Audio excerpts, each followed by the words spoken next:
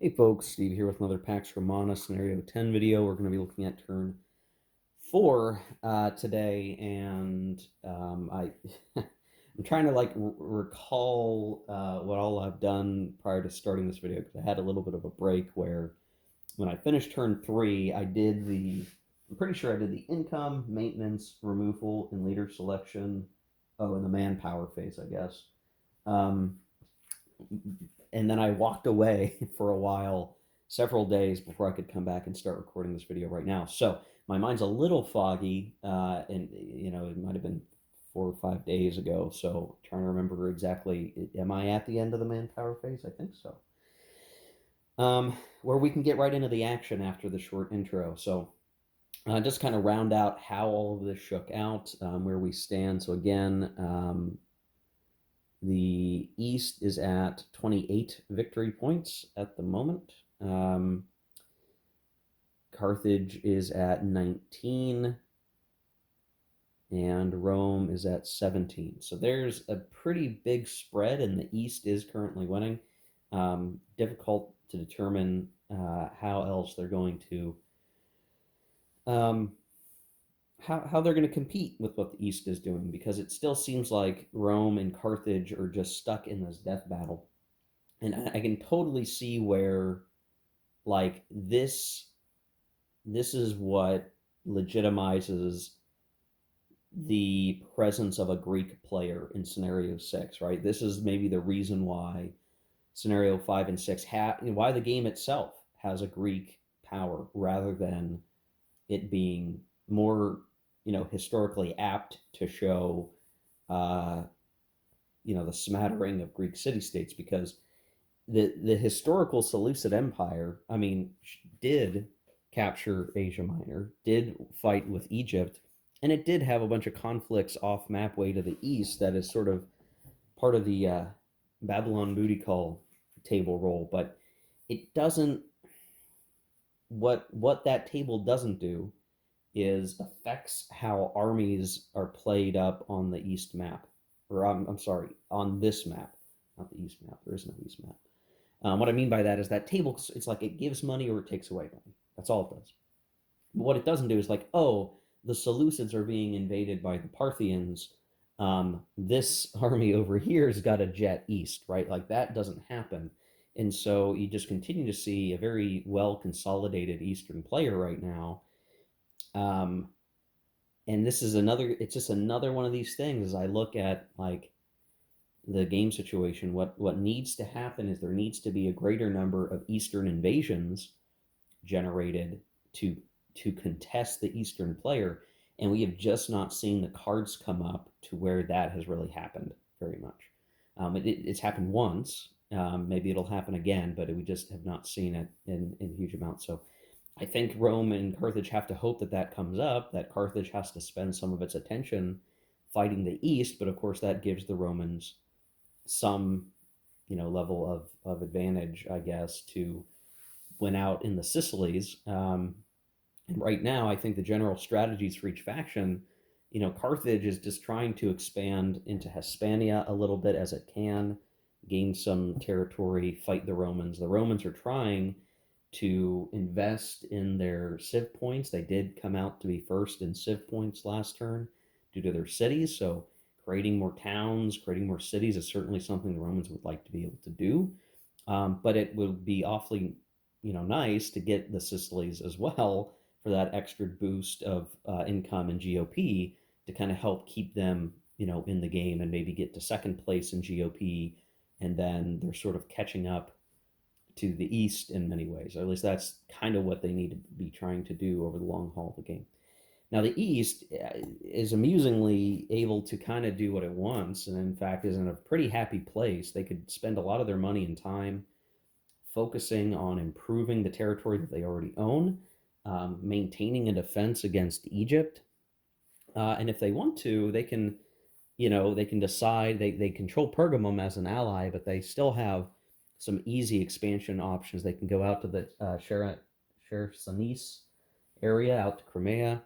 They could try to navigate around, get into Crete. They could try to attack Rhodes. without causing too much havoc. They can beat up on the Greeks some more, and in fact, they could cross into Greece and try to take Greece over. That's certainly feasible, and if they do, I mean, they're achieving a pretty high watermark. So there's definitely it feels like the East player has the most bandwidth to kind of do what they want, how they want to do it. The only challenge being like, okay, if they've got to fight Egypt, if they want to take over Egypt, Egypt still has a lot of units. The weird thing is because of the whole leader removal thing, like Egypt will never get another leader on the board, and I don't know if that's intentional, but that's sort of how the game is set up. And neither scenario 6 or scenario 10 provide any function by which Egypt gets leaders placed. That it's just not part of the rules that I could find. That I maybe I missed something. Somebody let me know, but that's it. You are stuck with a Egypt that could not be doing much. I do think that you could make this a 4-player game again without Egypt as a player and instead making it um, an Egyptian player. I think you could still do that. I do. I think you could use the leaders from the pool of named leaders and just pretend the names don't exist if you want to have a random pool. And I think the Egyptians definitely still have expansion options. It's just that where they're going to expand to is tricky, right? It puts them into, an Egyptian player would have direct conflict with the East here. And then there's some challenge to getting into Greece, but they could expand into Greece in Crete and Rhodes and Cyprus. And they would put pressure on the East immediately. And as I covered earlier in the series, like Egypt makes enough money at the start that it's kind of not that big of a deal to have it. Like it's I think it might be okay. The only problem is the counter mix is such that you run out of Egyptian stuff to use. So maybe in that case, you use some Greek blue units to supplement. You just say if the Greek blue unit is with an Egyptian leader, it's an Egyptian unit, right?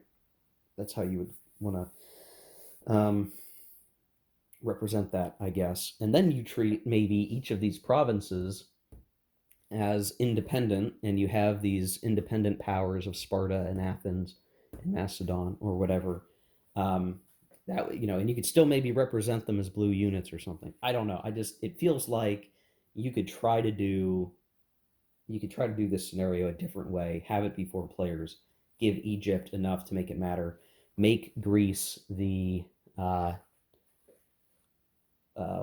I don't want to say the divided set of polities that it was, and you would be probably still in a pretty good shape for historical fidelity, but also a 4-player game that has a little bit of a better friction element rather than the East kind of being able to operate with a lot less pressure. Keeping in mind that this scenario 10, is not a standard game scenario. It was published with the second printing, but its origin was as a variant on the Board Game Geek forums. You can still find it, actually. If you go look in the Board Game Geek forums, you can find the first version or the basic version of the scenario listed there, but it was eventually incorporated into this deluxe printing of Pax Romana because I guess it was perceived to be good enough to include.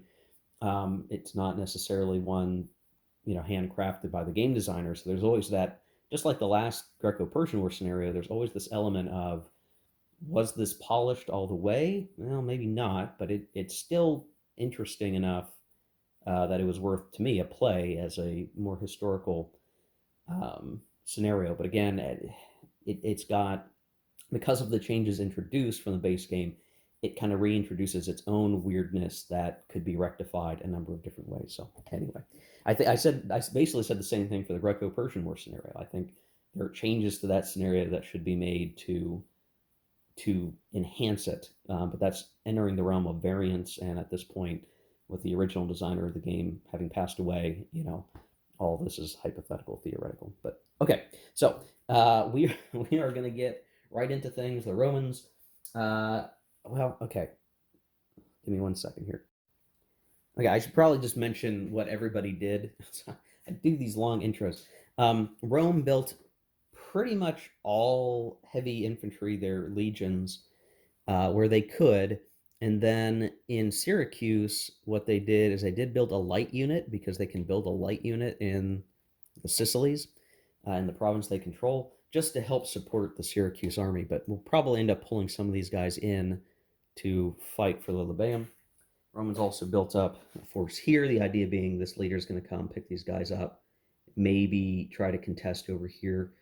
Not exactly sure what's going to happen because the Carthaginian fleet is so strong.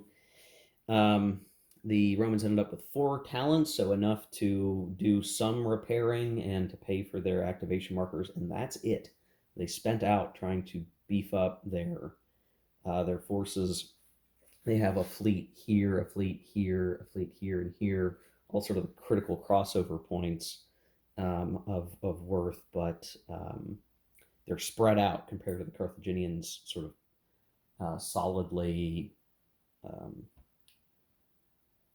concentrated naval powers.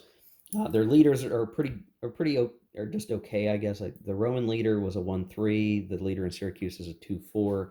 He's really the more capable leader, but he has less units at the moment, so sort of a balance. Carthaginians have 4 talents left over as well.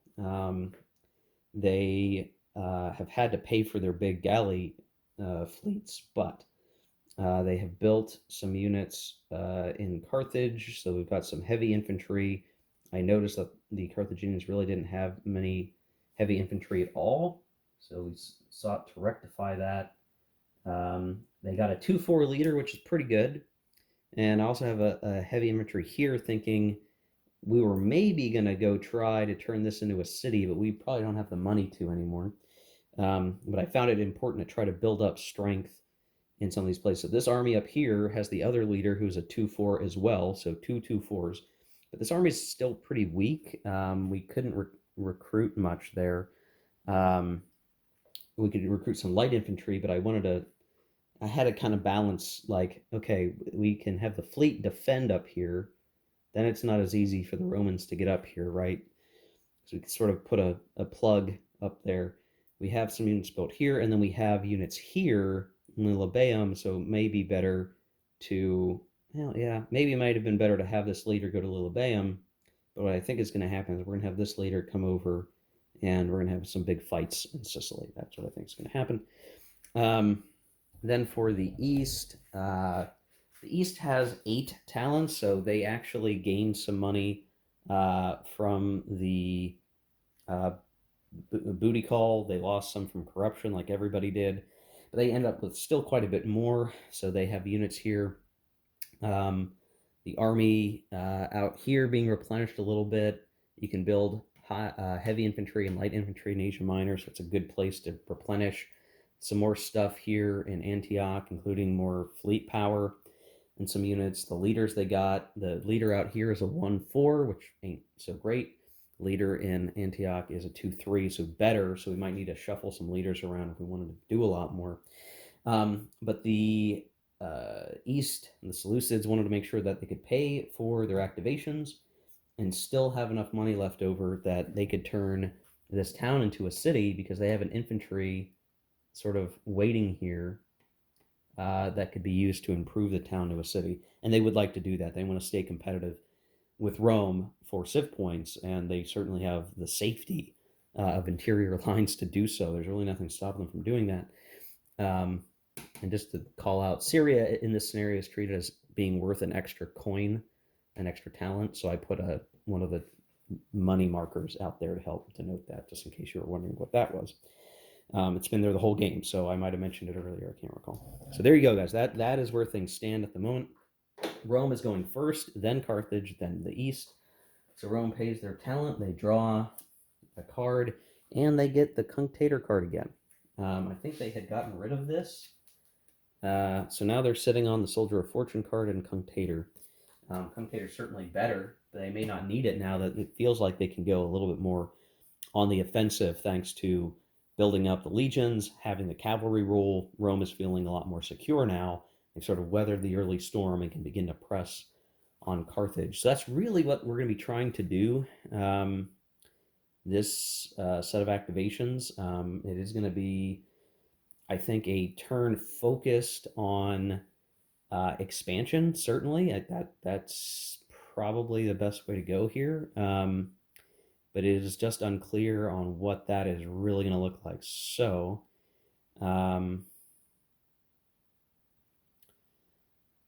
yeah, we'll figure it out. At the moment, Carthage does not have a naval ambush card. They had to reduce. They decided to keep tactical surprise because this is just generally very useful in combats, and they may need it against the Romans. So that's the card they have. So there is no naval ambush. The Romans don't know that, but they probably weren't suspecting that a naval ambush, after so many have already occurred, are out there again. So, where do we go? Do we go down here?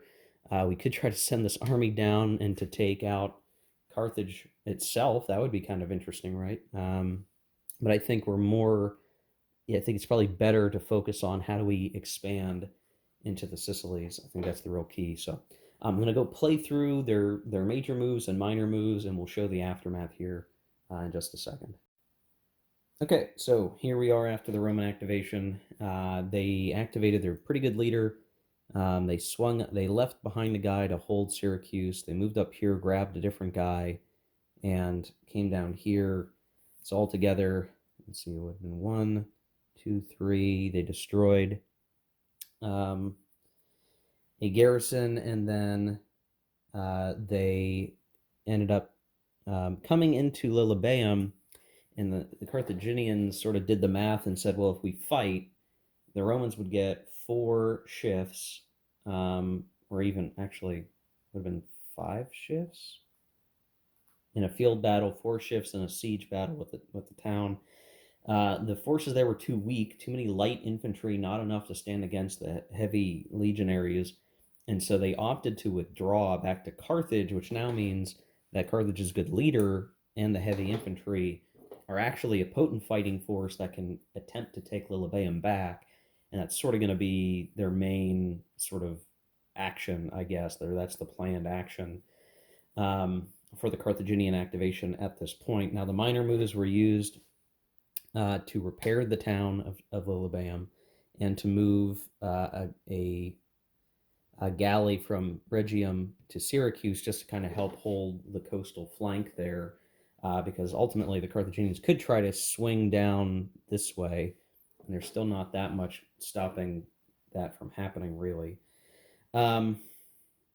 So that's kind of what the situation is there. But overall, pretty good. So it means that the Romans get a town and a province, because they've now taken control of Western Sicily, Western Sicily, and then obviously the Carthaginians have lost those things. So this is a net positive for Rome. They are currently in control of Sicily itself, and obviously Sardinia and Corsica are things that are very tempting to try to take, so they can consolidate control. But we'll have to see. So yeah, that was one activation. Now we go to the Carthaginians. They pay their talent. They draw their card. Okay, we get Dies Irae, Days of Wrath. I probably mispronounced that, so it goes. Gods are rather miffed. You must have done something to put them in such a dither. Well, yeah, they lost Lilybaeum, that's why. You have a choice. You pay 2 to local priest. Oh, that would mean that, let's see, 1, 2. They'd only get 1 more activation for the rest of the turn. Cancel the AM that was just selected. You do not get to go. Ooh, this is actually terrible. This is terrible for the Carthaginians. If they lose 2 talents, so this is cards like this are the reason why you don't spend all your talents down as low as I do each turn with every power, because this could come up and screw you big time. So they either pay 2 talents, which basically means they lose. Okay, so I think no matter which way we look at it, we're going to lose an activation marker. If we pay 2 talents, we will have enough money for one more activation marker as the Carthaginians, which means they just get one more, they effectively get one more activation if we go that option because we lose the money. If we skip out on just this activation marker,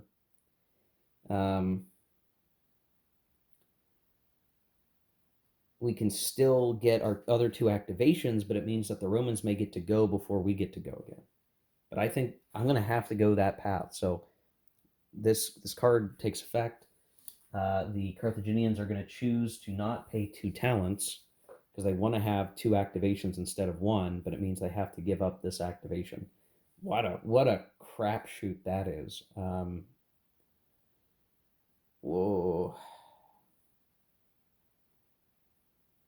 Yeah, I don't know. Well, because if you gave up the 2 talents, you'd still get this activation and you'd get one more. So you get 2 of your 3 activations.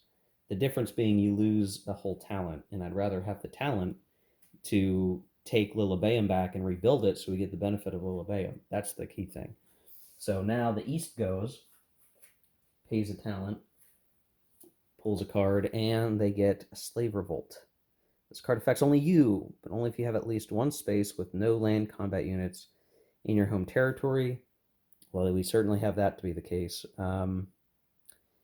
Slave Revolt, blah, blah, blah. Okay, so I have to go look at Slave Revolt. I think this is the first time we've had a Slave Revolt happen, and it couldn't have happened to a better guy here because the East needs something to distract them from just being in the lead, and a Slave Revolt might do just that. So I need to go read the rules, and we'll see what the setup is as a result. Okay, so the way it works is that 2 barbarian infantry are placed in a unoccupied space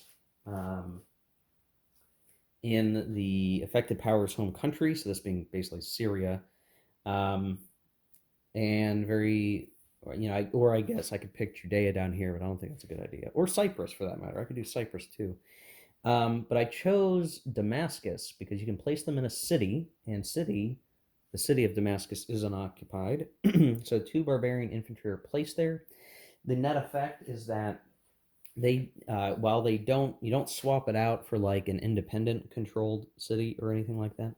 It does deny control and income for that power. So while the barbarian infantry control the city, the Seleucids don't get the benefit of it. So very critically important.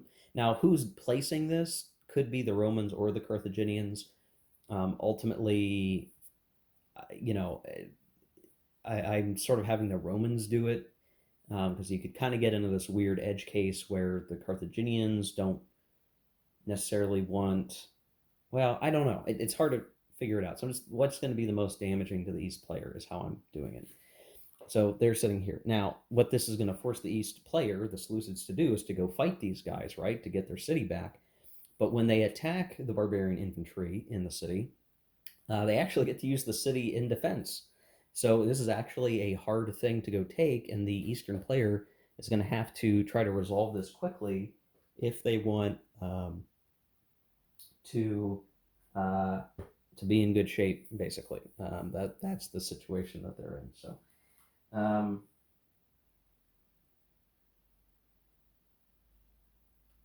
what will happen is if the East player does not take the city back this activation, then each time another player's chit besides the East's activation marker is pulled, they get to add strength to that slave army, and they have to be moved around a little bit. So it could be a growing problem. The Seleucids are incentivized to take care of this right away, which basically is meaning like anything else that the East player would have tried to do this turn with a big major move is going to be nullified because they have to go deal with this problem. So right away, I think the East player is saying, okay, if that's what the thing is, I'm going to activate this leader here. He's going to get 8 movement points, which is probably way more than enough needed here. And let's see, if we're going to be fighting a siege battle. Oh, see, here's the problem. I've got elephants and cav that I built in Antioch. So we need something beefier than that. That's a bummer. So we're going to take the whole army. We're going to travel by sea and spend 3 movement points, 1, 2, 3, to get down to here. We'll spend another to pick up some units.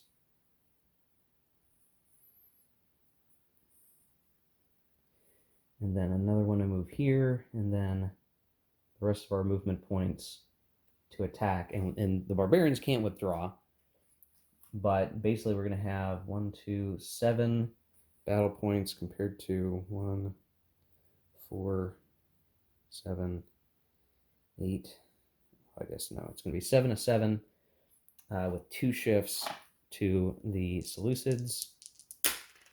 Oof, both sides rolled 6s. That's gnarly.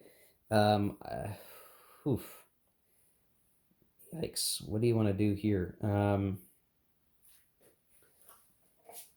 Is 60% of 7 enough?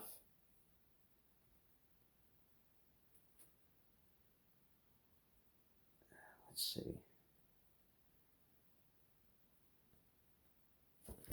That's not going to be enough to eliminate these guys. Okay, so we're going to spend our 2 shifts to make this 80% against the barbarians, which means they have to take 6 losses. They can absorb 4 on the city itself, and then the other 2 get rid of the slave army, basically. But it still means that these guys get 60% dealt to them, which is not great. And 60% of 7 is 4. So basically you're going to lose light infantry and a heavy infantry. And that's all I'm willing to lose there. So that sucks. And then what they're going to end up having to do is spend a minor action spending to pay this back to a repaired state for one of their minor actions, and their remaining minor action, let's see. Well, they said we're not going to be kept down here. We're going to spend 3 more talents, 1, 2, 3, and we're going to turn this into a city. So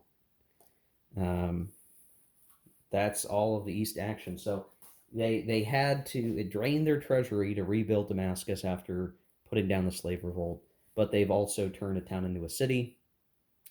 They lost some units for it, so overall, kind of a tough turn, kind of a neutral turn, right? They had some trouble, but they're still gaining, and they're improving their empire, so I don't know how you want to look at that.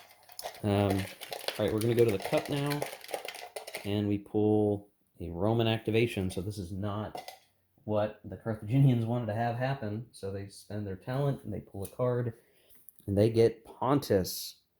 Oh, ho, ho. Okay, so this is very interesting timing. So I'm going to have to go see, because right now there is an Eastern army in Pontus and a garrison controlled by the East, but this becomes an ally of Rome, potentially. So I need to go figure out how this is going to be done. This is a hold in hand card, so I'm going to go look up how this works. We might hold on to it, we might play it. It just, only the Roman player knows for sure. So let me go verify how that works. Okay, so I've gone ahead and just had the Romans play the Pontus card, mostly because they would have a maxed out hand size, so now is a good time to do it. So what does this do? Well, it adds, I've got a little marker here, Rome controls Pontus. They get a galley, 4 heavy infantry, 2 light infantry, and a cav in an empty space, and there's only 1 empty space in Pontus, which is out here. These all get placed. There is a Pontus activation marker that goes into the cup, so when that is pulled, the Roman player will get to do, for free, no event card, no talent paid, we'll get to do 2 minor moves and a major move with Pontus units. This gets, again, into the, okay, well, here's a way for the East to be beat up on a little bit. You could imagine if only Pergamum had been allied with someone besides the East, but here is the Roman players' sort of free opportunity to activate units and do the thing. So overall, goodness for that reason. And Could be pretty disruptive. I mean, the East Army here is still very potent and could probably beat this army, but the thing is, there's another distraction for the Eastern player. They have to go spend actions to go try to shut them down quickly before this army activates and clears out some of the garrisons of the East.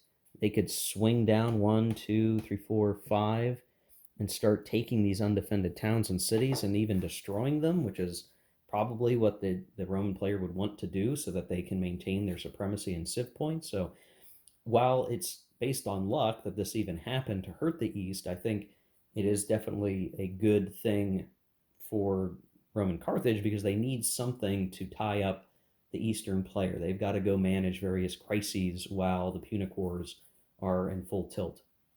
Now, this is still separate from the Roman activation. So that card was played. It was played so that the hand size could be freed up a little bit for the Romans and to put that threat in the backyard of the East.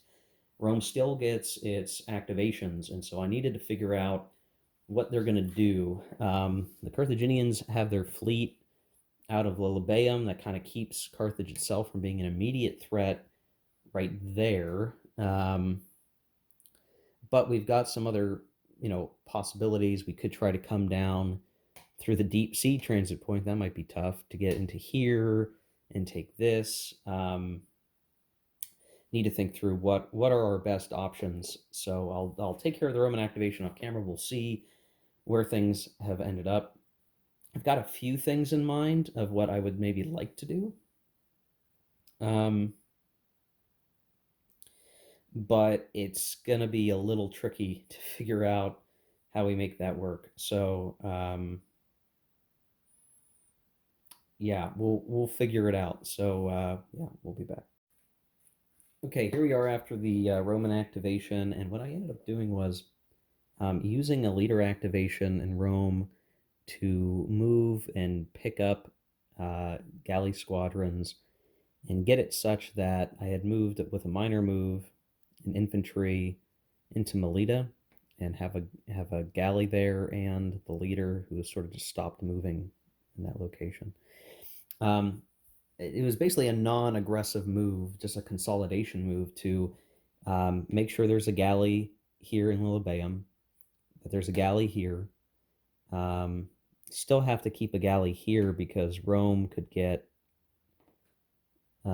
maybe attacked in a really bad way, I guess is one way to look at it. And basically putting threat on Africa because we could have this army come through here, could go directly to Carthage. And if we end up in Carthage, there's a strong chance we have that effect where, the Carthaginian has to pay extra for an activation marker where they move units outside of Carthaginian territory or Africa. So that threat is there, right? We could be, putting things in a really bad way for the Carthaginians from that angle. We get control of Melita, which doesn't get us much. We don't get money. We do get a province controlled and no recruitment. So having a whole legion there is a bit much, but it is one of those like, hey, this is there to form a bulwark to consolidate control. If the Romans can get control of Corsica and Sardinia, then they control all of the Sicilies. So feeling pretty good there, but that is as much as they can handle for this activation just yet. But they're pretty happy with that, I think. So we're gonna go to the cup and we're gonna see what else we get. I will say I wanted to expand in an Arbanensis, but I just is too critical of a time to worry too much about that at the moment. We will eventually try to get in an Arbanensis. Okay, pulling the next chit, it is an East activation, which is a bummer. I think the Romans would have liked to have gotten the Pontus activation next, but there you go. So they pay their talent, and they draw a card, and they get a Raise the Militia card. Okay,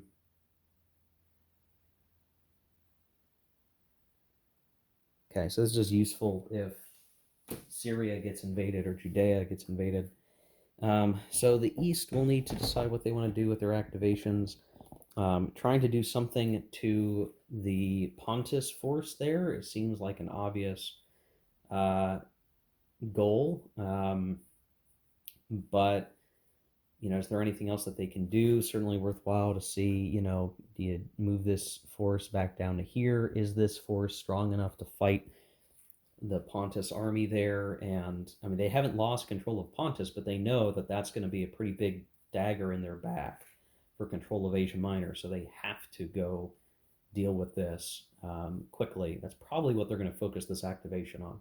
They kind of have to do that. They have to resolve this. So um, one thing I forgot to do with the slave revolt crush, the East goes back up in stability. I should have done that last time. So, okay, we'll see what the end result is for this activation. Okay, well, the aftermath of the Eastern move is not great for the East. They went and attacked the Pontus army. The army of the East that had been out in Asia Minor for a long time was kind of under strength, and it was a pretty even fight, actually. The East had just one shift in the combat, but the Pontus army rolled a 6. They rolled a 4, and the best they could do is try to reduce the losses that the East took. And it is now at the point where that Pontus army is just a little bit more advantaged against the East now because of that failure, that lost combat. And the East is feeling in trouble. So they use their minor actions to try to pull some units up from Damascus to try to reinforce the army. They just don't have enough movement points to get as far. So definitely a bad activation for the East. They did not accomplish what they wanted to. This finally put some much needed pressure on the East. They've been having a good time. Now they're facing some real challenges. So some Pontus units were removed. They will not be replenished. So it's about wearing down the Pontus army, but they're going to have an opportunity here to go and wreak havoc on some of the stuff that the East has. So I think that's the real key thing that's happening here. I go back to the cup, and still a lot of stuff in the cup for that matter. And we pull an East activation marker.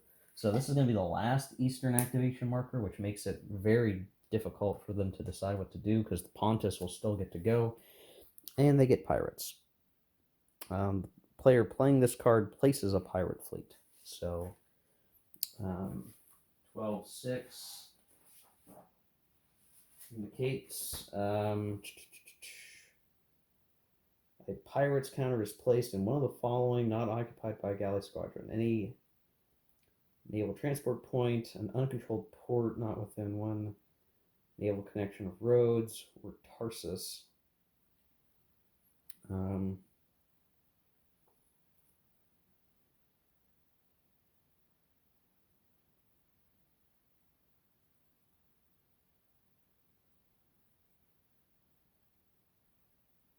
Okay, so there is a pirate's marker. Fun little marker there.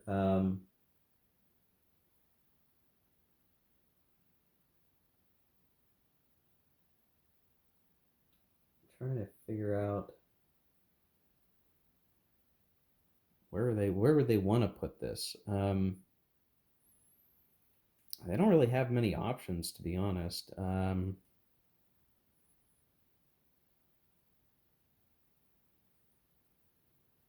gonna need to think on this. Okay, there's a whole thing where if you place the pirates in Tarsus, they become special pirates, but they're not an option, and the East wouldn't want to put them there. So we ended up just putting them here.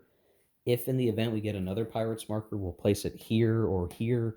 The intention being like these are pirates that are just going to slow down the Western powers from disrupting the Eastern machinations.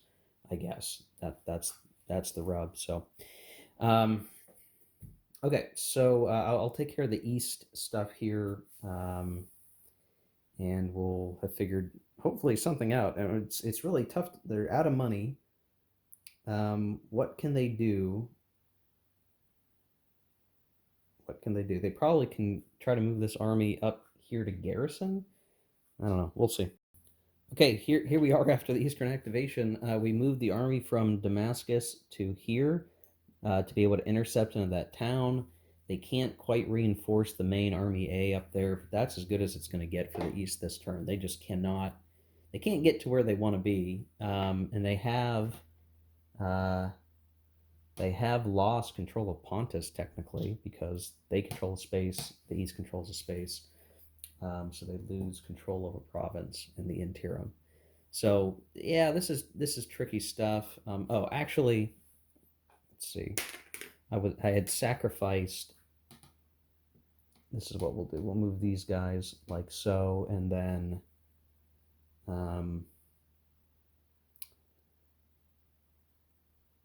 yeah, that's what we should have done. Okay, so then that actually does maintain control of Pontus for the moment. Yeah, that's all we could hope for right now. We need more time to get guys moved up to take out Pontus, so good distraction, ultimately. Next chit is a Carthaginian chit, which it's been a long time since we've gotten a Carthaginian chit. There you go. So they're going to pay their talent. They're going to pull a card. Revenues and stability. If you have less than 3 talents, that's the case. Subtract 1 from stability. Okay. Well, worse things could happen, I guess. But Carthaginian stability is starting to decrease a decent bit for what it matters. And actually, come to think of it, because of losing control of Western Sicily, it should actually be down even to +3 at the moment. So there we go for Carthaginian stuff. So they're going to have to decide what to do. I think counterattacking the Romans certainly makes sense. They could try to activate some Greeks, but what is there to do? They could maybe try to hurt the East in terms of Pontus and other regions. That could be done if the Carthaginians didn't think there was something else to do. But I think trying to strike back somewhere makes sense. They should try to do that. So we'll see. We'll come back and show the aftermath. If something really interesting happens, we'll show it on camera. Okay, well, the Carthaginians attempted a naval invasion of Lilybaeum, and they kind of got walloped and had to retreat, and they went back to Carthage. So there was a naval battle. They sunk a Roman galley squadron that was defending Lilybaeum. Proceeded to do the battle at Lilybaeum. The 2 shifts for amphibious invasion they nullified with the tactical surprise card that they had. So it ended up just being straight up even odds, and the die rolls just managed to go the Romans' way enough that the Carthaginians really just they had to retreat. Now, granted, the Romans lost some units there, so did the Carthaginians, so they're really down to 6, 7, 8, 9 battle power. The Romans have 8, 10 there, so it's still pretty close, even odds, but they just didn't have the movement points to try again. And then the minor moves really amounted to moving some naval units around just to ensure that the Romans don't have an easy path to take to just enter Africa, the African province, and put the Romans in an even worse situation, or the Carthaginians rather, in an even worse situation than they have been. So going back to the cup, we'll see what we get, and it is Greek activation. So there's not much to say there. Oh, I should point out the other minor move that they took. They used a minor move to move a galley. They used a minor move to activate 1 Greek heavy infantry, and they actually walked through here and cleaned out some eastern provinces of garrisons, which has actually weakened the eastern player's position a little bit more even. But now with this Greek activation, there's really not much on the board to activate, and there's not really a good way to even operate units, to be honest. So I mean, at this point, The only thing that's really left to do is to say, okay, we're going to activate that heavy infantry for one movement point, and that's not really enough to do anything. So, they might move back there, and that's it. So, the East has lost Galatia. Pontus is not under control at the moment, and that's really it. So now we would have the actual, the other Greek activations. Just what's there to do? Nothing, really. So Greek activation is over. Not much to write home about. Not much to do, to be honest. Really not much to do at all. So we'll go to the next cup, next chit in the cup, which is Rome. So this is the last Roman chit, which means the chits left in the cup are going to be Carthage and Pontus. Pontus is just going to hurt the Eastern player even more than they already are hurt. The Carthaginians will be able to react to whatever the Romans do. So whatever the Romans decide to do here will be important. They know that the Carthaginians will be able to react to what they do, so they have to keep that in mind. Pay for their talent. They pull an alliance card, but the alliance card is not in play. The alliance card actually becomes a Greek invasion. I have to look to see which one that it actually is. Let's see, scenario 10. An alliance becomes a light Greek invasion. Well, there we go. That's what we were missing.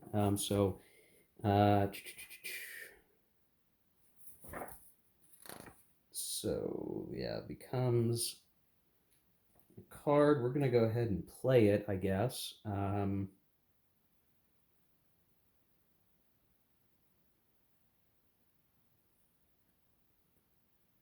Must be played. Yep, I have to play it.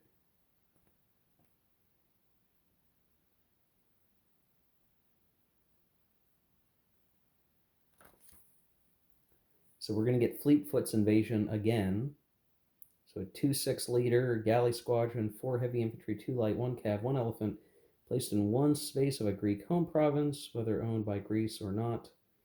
Fleetfoot may not pick up other Greek units, and the controlling player immediately conducts a major move with the Greek army. So this is the opportunity for the Romans to also try to kick the East while they're off balance a little bit. And this is, again, this doesn't replace the Romans' activation. So what I'll do is I will get the Fleetfoot Greek invasion set up, and then I will take their action. And when we come back, we'll see the aftermath of that, and I'll describe it. And then the Romans will still get their full activation, their 2 minor moves and 2 major moves.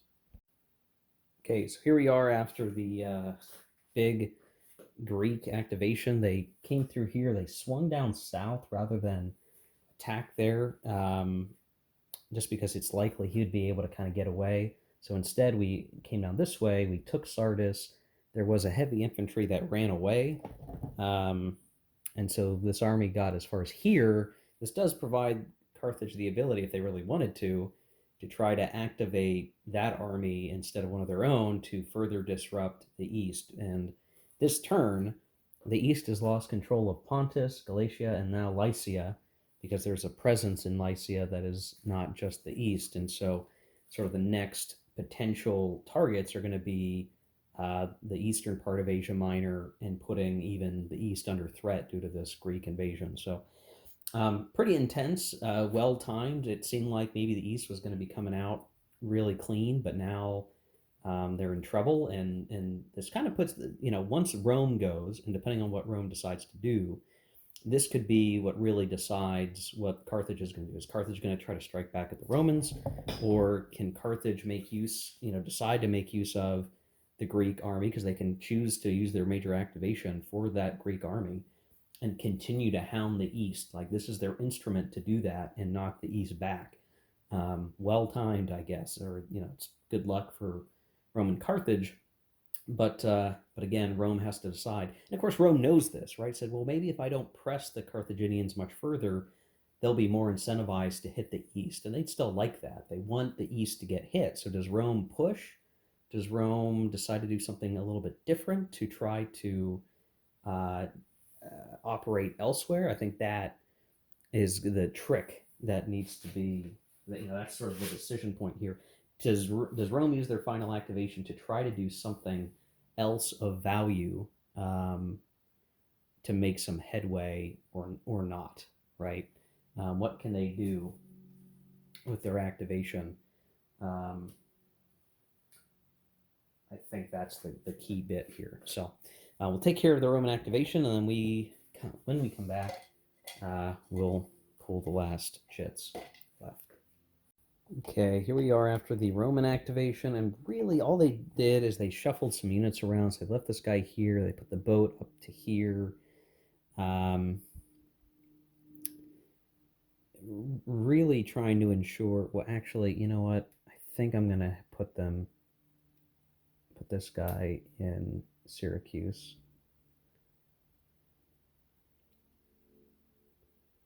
Just sort of, again, trying to form something of a strong defense.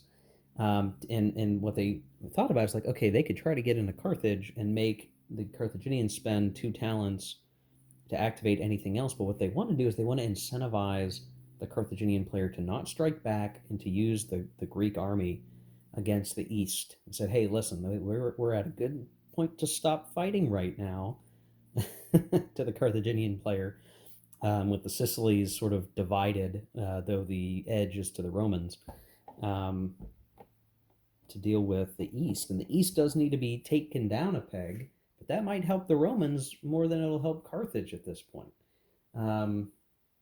In terms of Civ points, it's still, I think, the Romans ahead. So if the Greeks bash down the East, is that enough to give them the edge somewhere? And I think that's kind of where they're trying to figure out what makes the most sense. But we'll see what happens with the cup. So the next cup chit is going to be pulled in either Carthage or Pontus, and we get Pontus. So this is something that the Roman players will control. We don't pay a talent. We don't pull an event card. Instead, we activate the Pontus forces. And I think we have a pretty good idea of what we're going to try to do with some of that. So we'll show the aftermath of that here in a second. Okay, so here we are in the aftermath of the Pontus activation. What occurred here was that the Pontic forces, without a leader, they don't go very far with an activation, but they did have enough to attack the Seleucid army there, which would have withdrawn because it just was kind of too weak to risk fighting, and didn't roll enough to actually move into any of these other spaces because of the transit point. And so, at least I think that's how that works. So there was a combat. The Pontic army did win. So the way it worked out was that the Pontic got a shift for combat odds. They also got a shift for cavalry that was then offset a bit by the leader, the Eastern leader, providing a shift back. So there's one shift in the Pontic army's favor. The East rolled a 5. The Pontic forces rolled a 4, which they increased to 5. So they had to go back after winning, but the 50% losses were made worse for the East because at the beginning of the battle, the Eastern player wanted to use their elephants. I rolled a 6 for the elephants, which kills the elephant and does a battle point of damage to the Eastern army, which is what allowed the Pontic army to have the cavalry advantage and an even better number advantage. So it was very bad for the Eastern player. Their Western army, which was sort of the main Asia Minor army, has been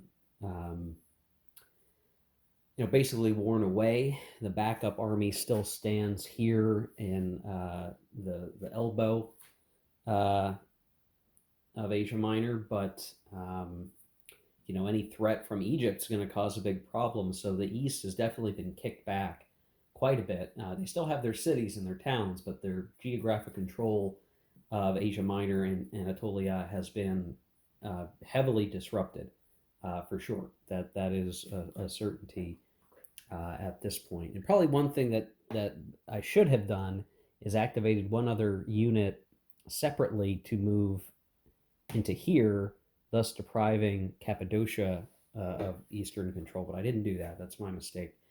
Um, so now the final, you know, chit in the cup is Carthage, their final activation.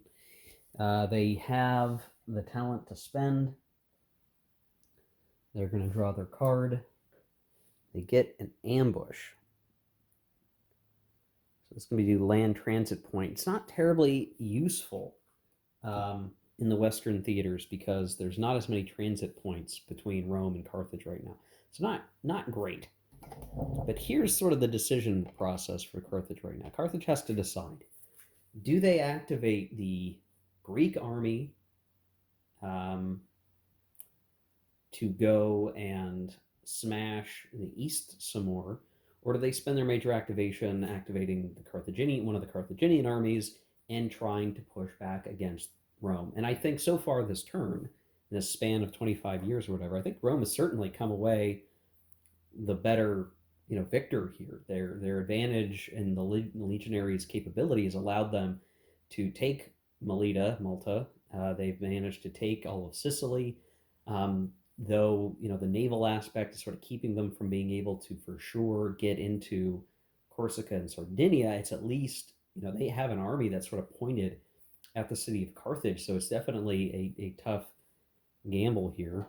The other thing is Rome is spending some time getting stuff out here to potentially start colonizing Narbonensis, so that will become more important over time. So Rome is finally, after several turns, getting something of not only a stable point in terms of its geographic solidarity, but its potential to expand.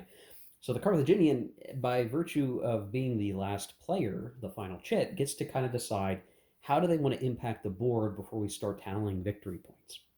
And I think the big decision is between activating the Greek army, activating one of their own. Who can they hurt and what advantages them the most? Well, in preparation for this decision, I went and calculated where everybody stands. The Eastern player would have 5 GOP points at victory point calculation, and that is actually the least right now, which is a pretty huge change from what the game has been up to this point. If the Greek army attacks the east and takes more away from the east, they will drop in GOP, which is useful, but it doesn't necessarily affect their victory points. They're already last in that category. The difference would be if they got enough to try to take an eastern city. That would be the significant difference, but they may not get enough movement points for that to really matter. That's sort of the rub of if they activate Greece, go after the east. The civ point calculation is tied between the east and Rome. And so that would be, is there a point in trying to take down the eastern players' cities? If they manage to do that and wreak some havoc there, then that would drop their civ points. But the thing is, right now Carthage is last in civ points. So Carthage is first in GOP at the moment, because they control a total of 7 territories. Rome is at 6, and so it's a question of can they change anything to increase their civ points. So Carthage can only get more civ points by taking them from Rome. And if they manage to get enough, they can, the one side is it may be easier to get something from Rome, but then the East will be first in civ points, but last in GOP points, right? So there's this weird calculation. It's not quite a kingmaker decision, but it is what is going to benefit Carthage the most? How are they going to stay relevant for victory points? Though they've lost territory, they've managed to hold on to stuff enough that they're going to get the most GOP-related victory points. I think if you try to figure out the calculus in all of this, it is probably better to activate a Carthaginian army and try to hurt the Romans. I think. Because I guess here's the other thing. If the Eastern player loses cities, then it is more likely that their victory point accrual will be slowed enough that Carthage can catch up easier. If you hurt the Romans too much, but not enough, you hurt the Romans, but the East still comes out first in civ points, then the East is still getting more victory points. So it's this really tough thing, like this calculation. So I think what we'll do, and this is the very tough decision, I think ultimately. I think we're going to have. I think the Carthaginians are going to say, okay, we're ahead on GOP, we're last in civ points, and we want to bash the leader who is the East. So they will say, okay, Rome, fair enough. I will activate the Greek army. I didn't think I was going to, but now as I'm thinking through what is the long-term best option, it is to let the person in last place, who is Rome, get a few civ victory points, but to slow down the leader and then potentially shift things more in the Carthaginians' favor because they're out ahead on GOP. I think that's the calculation. I think that's what you want to try to do. And it further hurts the East from being able to stand back up. So Carthage is saying, okay, Rome, we're going to keep fighting, but I am going to take this opportunity to hurt the East. And you better remember that I did this, kind of thing, right? So first things first, they're going to do a minor move with a Greek unit and have this guy come here. So now there's a garrison in Galatia, making it that much harder to take. I'm reasonably confident that this can be done, by the way.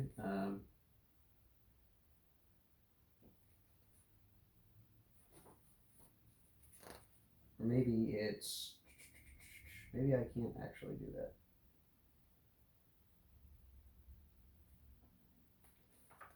It says the scenario will say Carthage may always activate any Greek leader instead of a Carthaginian leader.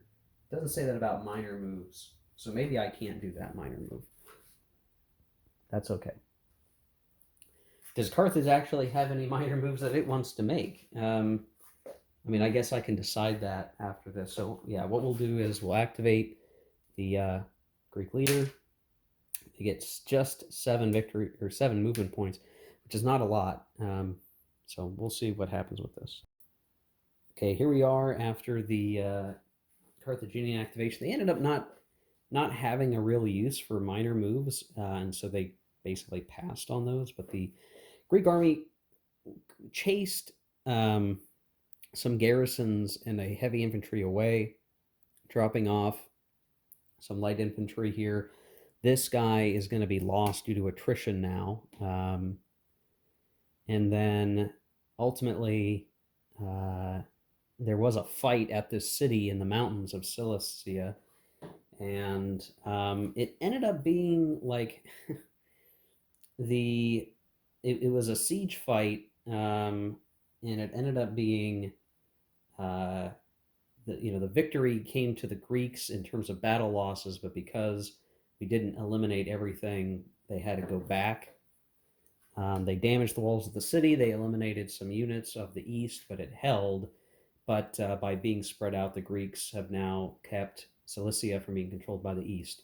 So the only province that the east currently controls outside their home territory is Cappadocia at the moment, and that could quickly change. So the anti-east, actions this turn have actually worked fairly well. We just did not get to the point where, actually, here's the thing. In terms of how these guys lost steps, I think I'd rather have it be a step loss to the unit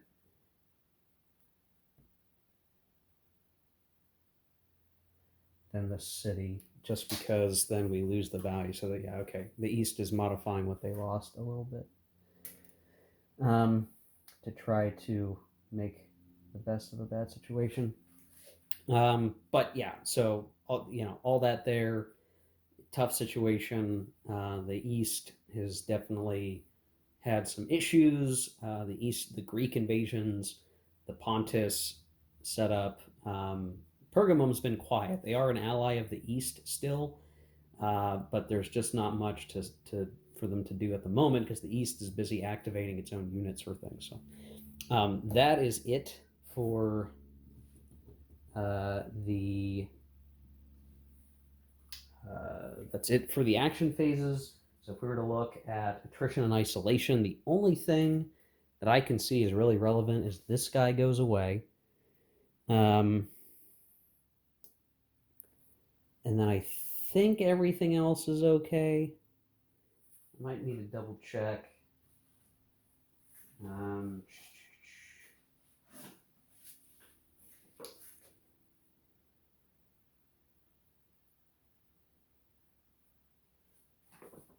line of communication is what is important, and I think we're okay there. Um,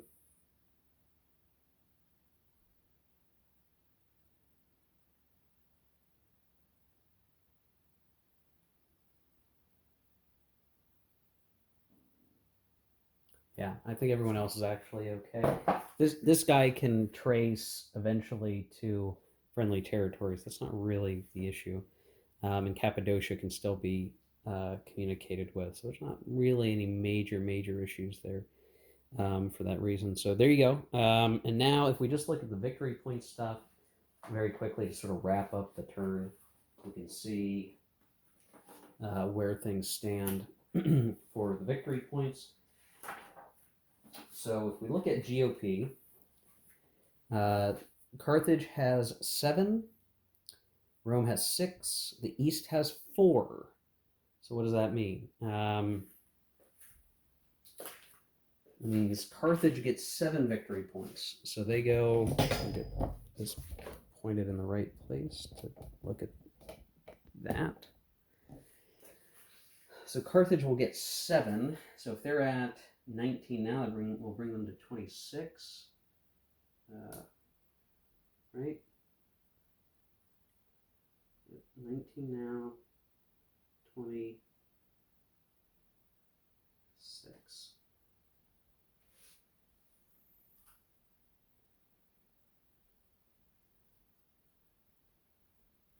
Okay. Second most is Rome, so they get 4 victory points. So that brings them to 21.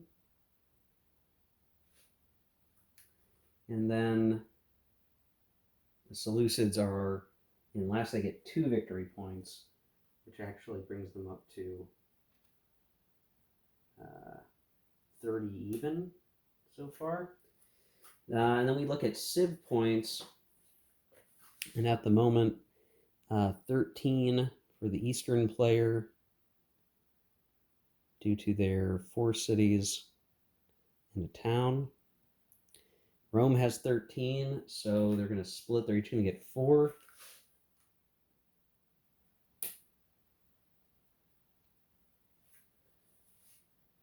And then Carthage is going to bring up the rear and get 1 victory point. So who gained the most victory points? Carthage got 8. Rome got 8. And the East got 6. So the East actually loses a stability point for that reason. Everyone else stays the same, and that leaves the victory point standing currently at 34 for the East, quite a bit still, 27 for Carthage, and 25 for Rome.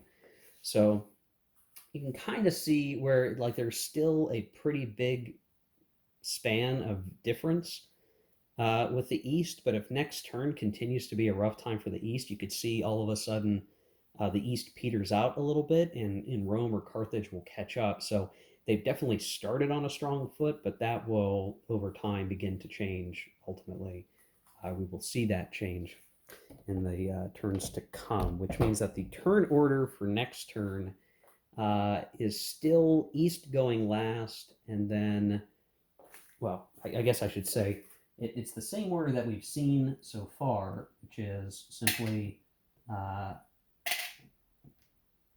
Rome first, then Carthage, then the East for turn 5.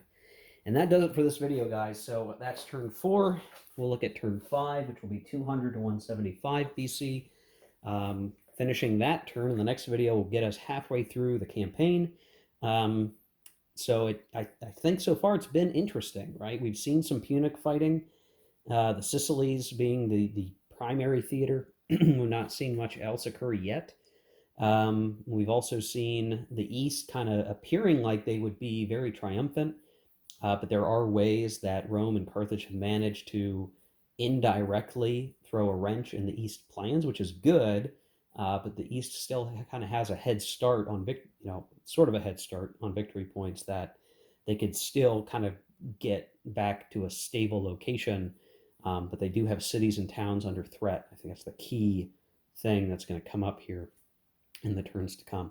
Of course, everyone's going to have a chance to build new stuff, collect income, the whole thing. I think the big tricky bit is going to be the fact that the East won't get as much money from Asia Minor. I think that's going to be a significant impact to what's happening. So thanks for watching, guys. I hope you enjoyed the video. We'll see you in the next one. Take care. Keep on gaming.